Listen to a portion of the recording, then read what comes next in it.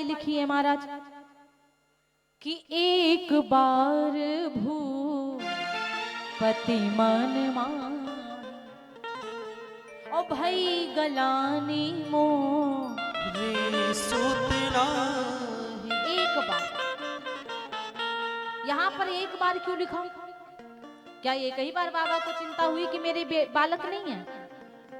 अरे जिसके पुत्र प्राप्ति नहीं होते उसको कई मतलब हर रोज चिंता रहती है कि भगवान मेरी सुन ले। और राजा दशरथ को केवल एक ही बार क्या चिंता हुई? ये एक बार तो इनको अथाह चिंता हुई, इतनी चिंता हुई, इतनी चिंता हुई कि पूछो ना। दो कारण है महाराज, दो कारण। एक बार जंगल शिकार करने के लिए राजा दशरथ जी गए, तो इनको प्यास लगी तो पानी ढूंढते ढूंढते एक तालाब के पास गए, तो तालाब में देखा बड़ा सुंदर कमल का फूल खिला हुआ है। राजा दशरथ जी विचार कर रहे कमल का पुष्प लेकर रानी को दूंगा, कितनी खुश हो जाएंगे वो। राजा दशरथ जी कमल के फूल को पकड़ना चाहते हैं, तोड़ना चाहते हैं, लेकिन कमल का फूल गहराइयों में जा रहा है, गहरे पानी में जा रहा है।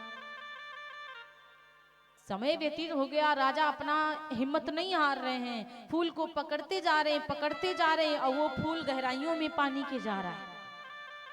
अंत में उस फूल से आवाज आई, ए राजन कि पुत्रहीन हुई हाथ लगई हो, पुत्रहीन हुई हाथ लगई हो, पुत्रहीन हुई हाथ लगई हो, कि पुत्रहीन हुई हाथ लगई हो, पुत्रहीन हुई हाथ लगई हो, दई हो श्राप भस्म हुई जई हो, दई हो श्राप भस्म हुई जई हो, दई हो श्राप भस्म हुई जई हो।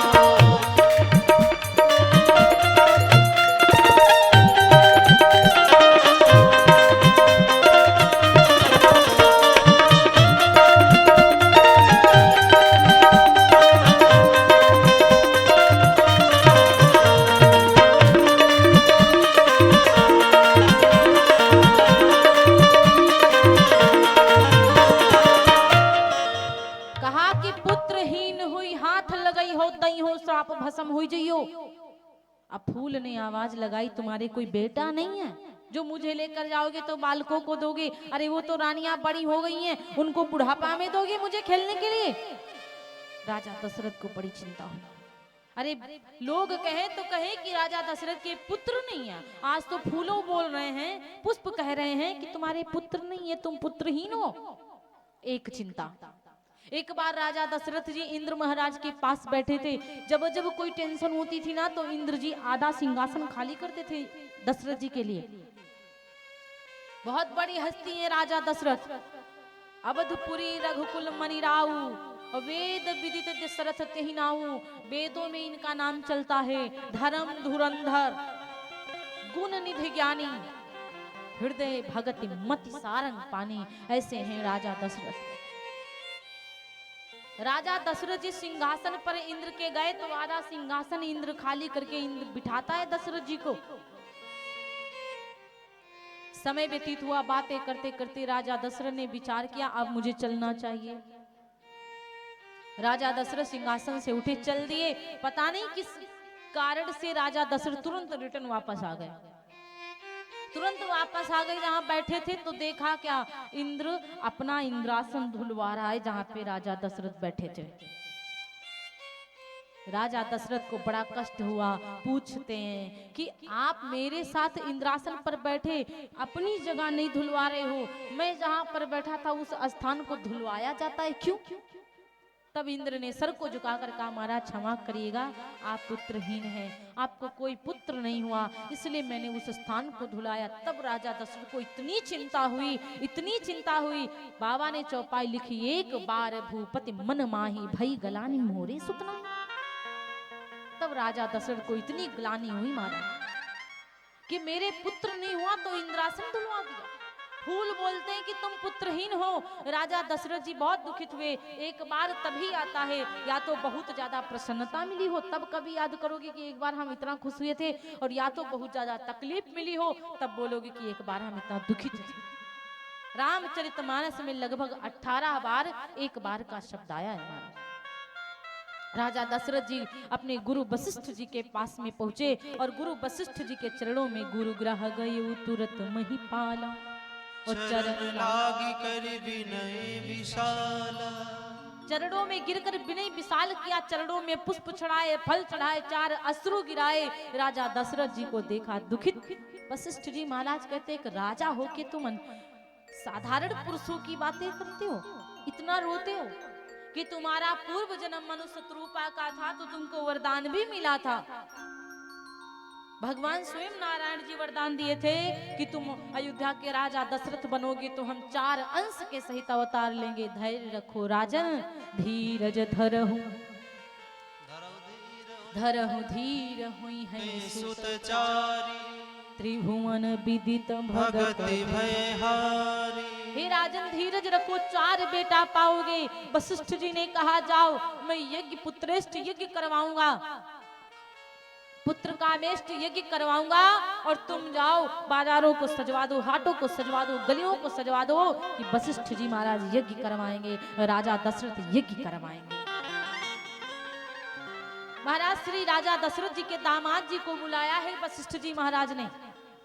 इनकी बेटियां थी संता, सुमित्रा की एक बिटिया है संता, जिनका विवाह श्री श्रृंगी ऋषि जी के संग में हुआ था। तो राजा दशरथ जी के श्रृंगी ऋषि दामाद हुए और अपने दामाद जी को बुलवाया कि श्रृंगी ऋषि वशिष्ठ बोला।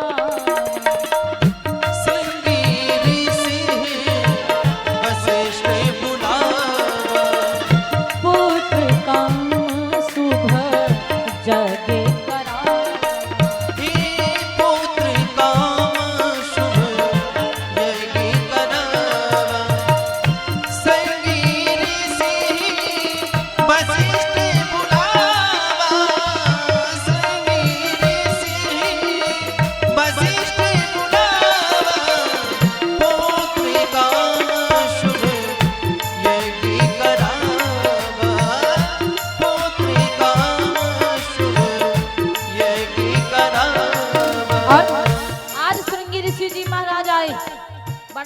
यज्ञशाला बनवाया गया। सब लोग लाइन से बैठे हैं, रानियां बैठी हुई हैं, महाराज दशरथ जी बैठे हुए हैं। वशिष्ठ जी ने क्या किया, भगति सहित मुनि आहुति दी,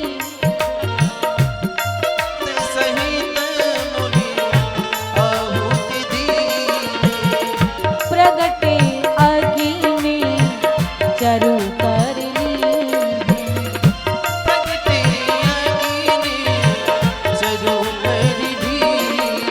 वशिष्ठ जी के संग में दशरथ जी मिल करके भक्ति के संग आहुति देते तो अग्नि देवता प्रकट हो गए।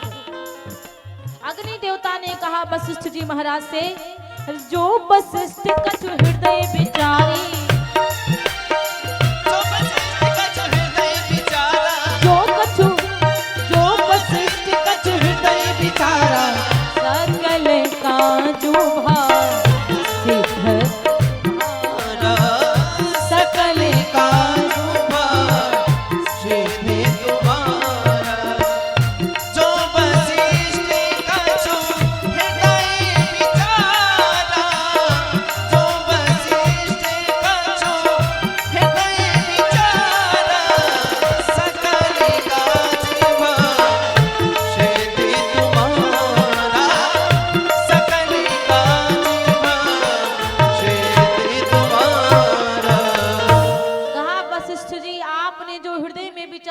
पूर्ण काम तुम्हारा संपन्न हुआ, खीर का प्रसाद दिया।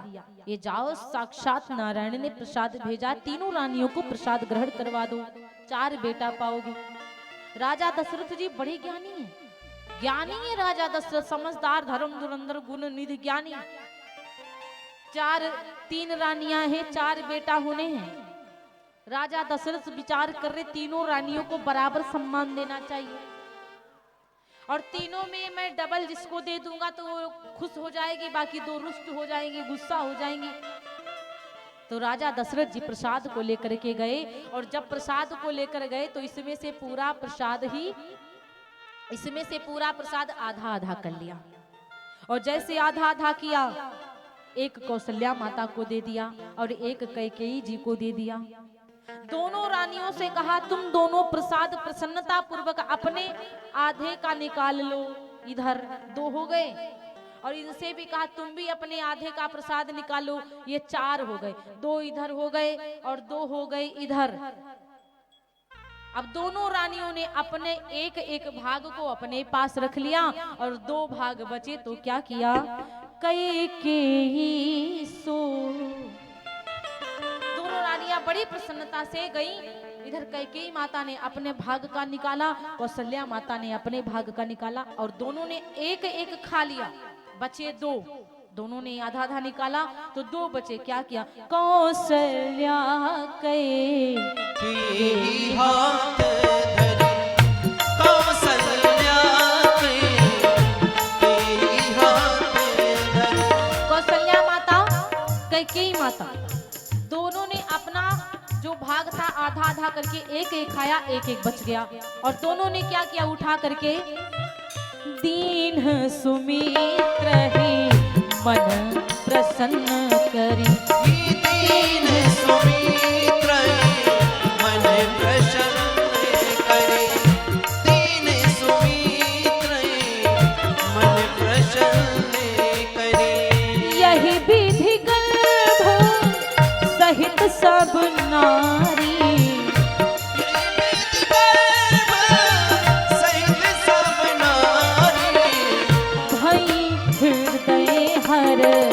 सित सुख हाँ भाई नहीं हर सित सुख भारी।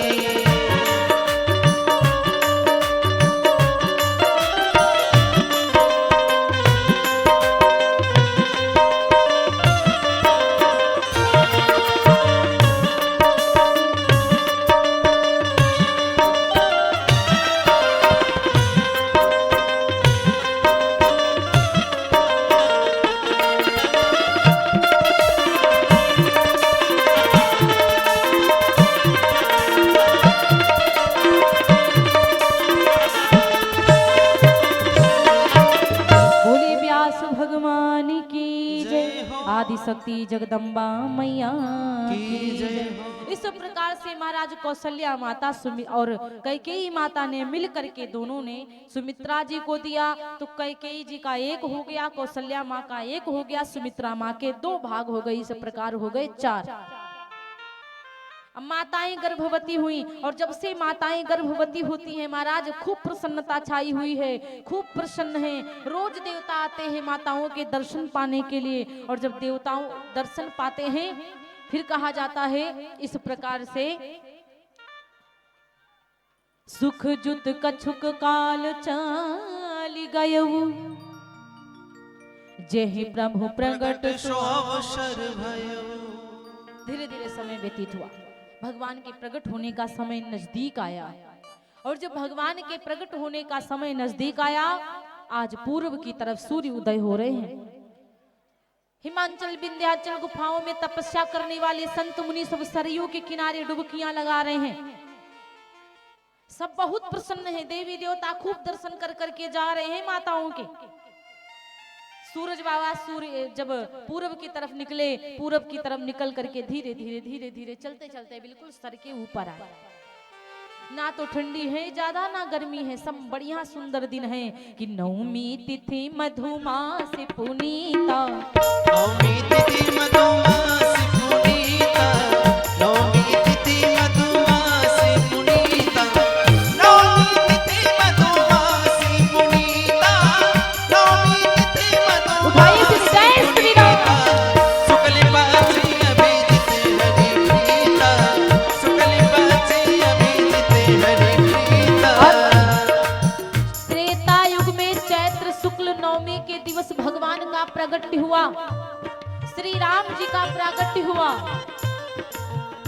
और जब श्री राम जी का प्रागट होता है महाराज तो कहा जाता है मध्य दिवस अति शीत न घामा, मध्य दिवस अति शीत न घामा, मध्य दिवस अति शीत न घामा, मध्य दिवस अति शीत न घामा। पावन पावन पावन काल लोक बीता, पावन काल लोक